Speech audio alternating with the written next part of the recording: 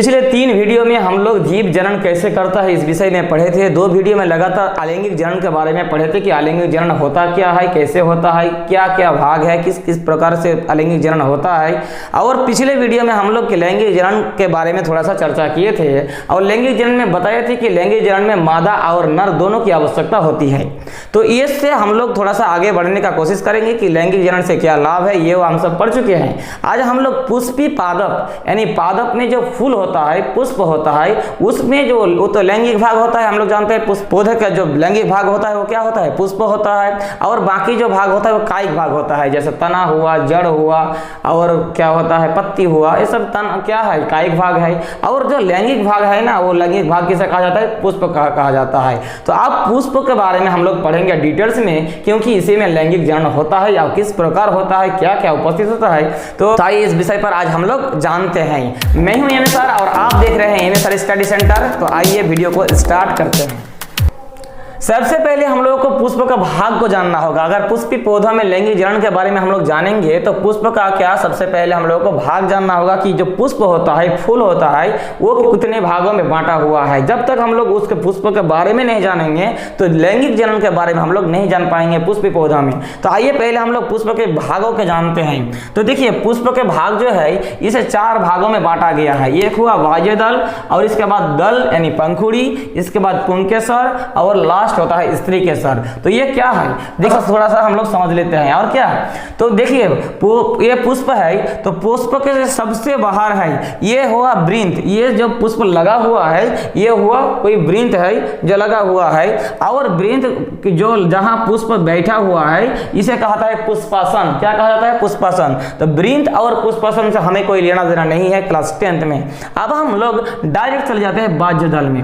बाह्य दल क्या है, बाह्य दल होता है पुष्प का सबसे बाहरी परत, इसे कहा जाता है। तो अगर आपको पूछा जाए कि पुष्प के सबसे बाहरी परत क्या है तो हम क्या कहेंगे, बाह्य दल। अब बाह्य दल ये है, ये हरा हरा होता है, अक्सर देखिएगा ये हरा हरा होता है। आप लोगों को दिखाते हैं, ये देखिए ये जो है पुष्प है, इसके देखिए बाहर ये जो हरा हरा भाग है एकदम पुष्प के बाहर वाला परत, ये हो गया बाह्य दल। अब बाह्य दल के बाद ये आता है दल, इसे क्या कहता है, दल। अक्सर पंखुड़ी के नाम से भी जाना जाता है। ये याद रखिएगा, ये अक्सर रंगीन होता है, कोई कोई सफेद भी होता है।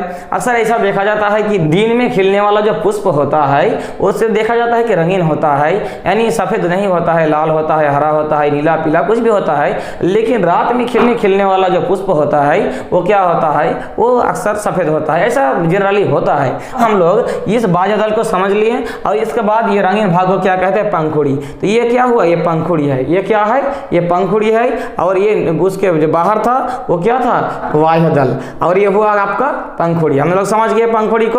अब ये इसका जो जनन अंग है ये बाह्य दल और पंखुड़ी को छोड़कर अब आ जाता है जनन अंग में। तो ये हुआ जनन अंग, इस भाग को कहा जाता है जनन अंग। इसे क्या कहते हैं, ये जो देख रहे हैं इसे चला गया ऐसे ऐसे ऐसे काला काला हम लोग देख रहे हैं, ये ब्लैक जो कलर से देख रहे हैं इसे कहा जाता है पुंकेसर। क्या कहा जाता है, पुंकेसर। और ये भाग जो है, ये भाग जो आप लोग देख रहे हैं ये भाग को क्या कहा जाता है, स्त्री केसर कहा जाता है। अब पुंकेसर को अगर हम लोग जानते हैं तो पुंकेसर में जो ये लगा हुआ भाग है, ये जो डंटी है, तो इसे कहा जाता है तंतु। और तंतु के अगले भाग ये जो फूला हुआ भाग है इसे कहा जाता है परागकोश। और ये परागकोश और तंतु दोनों मिलकर क्या हुआ, पुंकेसर बना। ठीक उसी प्रकार ये 2 भागों में बांटा है पुंकेसर। यहाँ स्त्री केसर 3 भागों में बांटा है, एक हुआ वर्तिकाग्र और एक हुआ वर्तिका और एक हुआ अंडाशय। तो देखिए इस भाग को, ये जो ब्लैक कलर से ये है यहाँ से यहाँ तक, ये क्या है, ये स्त्री केसर है। और तो स्त्री केसर का वर्तिकाग्र, आग्र मतलब बहुत ही मतलब शीर्ष भाग वाला को क्या कहेंगे हम लोग, अग्र कहेंगे। तो वर्तिका से ये हुआ वर्तिकाग्र और ये हो गया वर्तिकाग्र। तो वर्तिकाग्र हुआ और ये हो गया क्या, वर्तिका। तो वर्तिका और लास्ट जो है ये स्त्री केसर का ये हो गया अंडाशय। तो इस प्रकार वर्तिकाग्र, वर्तिका और अंडाशय लेकर क्या है, स्त्री केसर है। तो हम लोग पुष्प के 4 भाग को जान गए हैं कि पहले जो हरा भाग है ये बाह्य दल, बाह्य मतलब बाहर वाला भाग है। इसके बाद है पंखुड़ी जिसे दल भी कहा जाता है। इसके बाद इस भाग जो है, इस भाग को हम लोग अगर पंखुड़ी को हटा देते हैं तो ये जो भाग मिलता है, ये पंखुड़ी को हटाने के बाद जो ये भाग मिला हमें, तो ये जो है ये अंडाशय है। मान लेते हैं कि ये क्या है, ये अंडाशय है। और ये क्या है, ये अंडाशय से यहाँ तक पहुँच गया।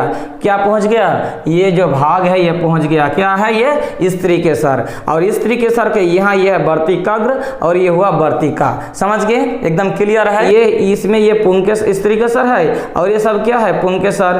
तो पुंकेसर क्या है, अगर एक पुंकेसर को हम लोग अगर खींचते हैं इस प्रकार तो एक बहुत छोटा आप लोगों को दिखेगा, पता नहीं। तो पुंकेसर का ठीक ऊपर वाला भाग जो है ये परागकोश है और ये है वह तंतु। ये परागकश और तंतु मिलकर क्या हो गया आपका, ये पुंकेसर। तो इस प्रकार हम लोग पुष्प के 4 भाग, बाह्य दल, पंखुड़ी यानी दल, इसके बाद पुंकेसर और स्त्री केसर के बारे में जान गए। क्लियर है, उम्मीद है कि आप लोग समझ गए होंगे। तो आगे बढ़ते हैं। अब मादा जनन अंग जिसे जायंग कहा जाता है, ये बहुत ही इंपॉर्टेंट है कि पुष्प के मादा जनन अंग को क्या कहा जाता है। अक्सर एग्जाम में आता है, इस बार टर्मिनल एग्जाम में काफी इंपॉर्टेंट है सब पॉइंट। तो मादा जनन अंग को क्या कहा जाता है, जायंग कहा जाता है, और जिसे हम लोग स्त्री केसर कह रहे हैं। अब स्त्री केसर का 3 भाग हम लोग अभी बताएं, वर्तिकाग्र, वर्तिका और अंडाशय, जो इस पुष्प में स्पष्ट रूप से लिखा गया है वही यहाँ लिखे हैं। अब आते हैं नर जनन अंग। नर जनन अंग को पुमंग कहा जाता है। जिस प्रकार मादा जननांग को जायंग कहा जाता है, नर जननांग को क्या कहा जाता है, पुमंग कहा जाता है। और ये जो पुमंग है यानी पुंकेसर है, ये 2 भागों में बांटा है, परागकोश और तंतु। ऊपर वाला परागकोश और नीचे जो परागकोश लगा हुआ है उसे क्या कहा जाता है, तंतु। तो इस प्रकार हम लोग ये जो 4 भाग है पुष्प के बारे में जान गए। और लैंगिक जो जनन में भाग लेता है ये लेता है पुंकेसर और स्त्री केसर। एक पॉइंट यहाँ याद रखिएगा कि अंडाशय जो है इस अंडाशय में निषेचन होता है, वो बाद में हम लोग पढ़ेंगे, ठीक है। पुष्प की अनुदैर्घ्य काट कहा गया है। अनुदैर्घ्य काट मतलब एक पुष्प जो है उसको एकदम सीधा मिडिल से अगर काटते हैं, छांटते हैं तो इस प्रकार जो निकलता है, तो इस प्रकार जो निकलता है, तो ये भाग, इस भाग को दर्शाया गया है, इसलिए कहा गया पुष्प की अनुदैर्घ्य काट। और पुष्प के अगर मादा जननांग कहा जाए, मादा जननांग, तो उसे जायंग कहा जाता है या स्त्री केसर। स्त्री केसर भी आप लिख सकते हैं अगर पॉइंट में,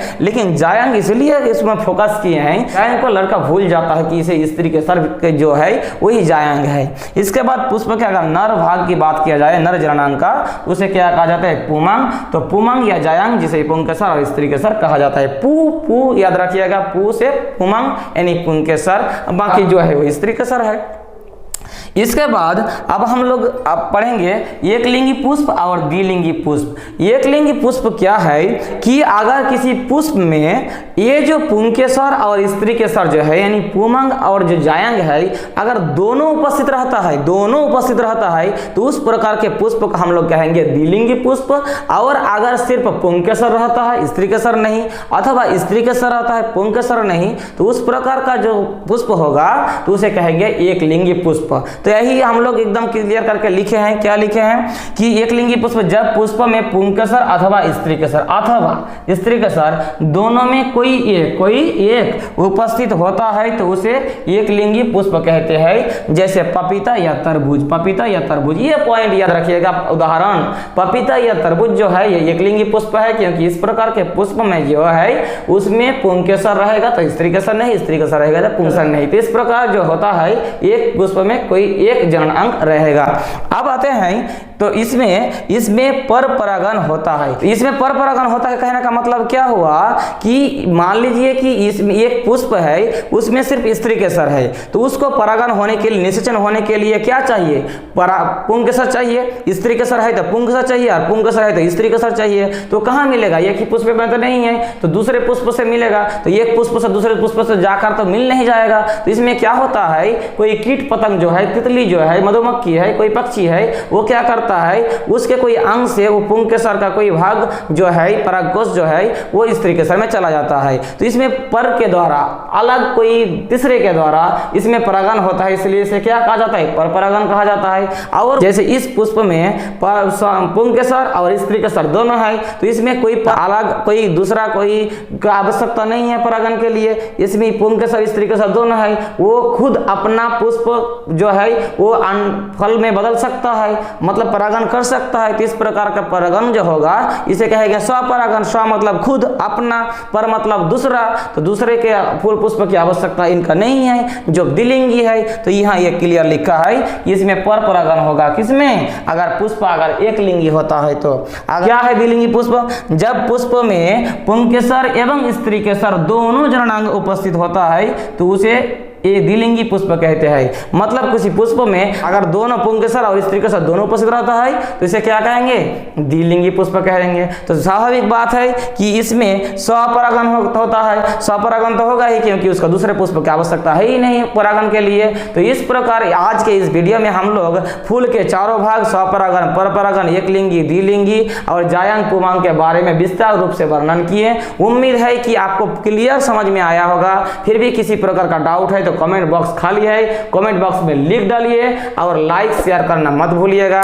चैनल को अभी तक सब्सक्राइब नहीं किए हैं तो जरूर सब्सक्राइब कर लीजिएगा। मिलते हैं अगली वीडियो में, तब तक के लिए धन्यवाद।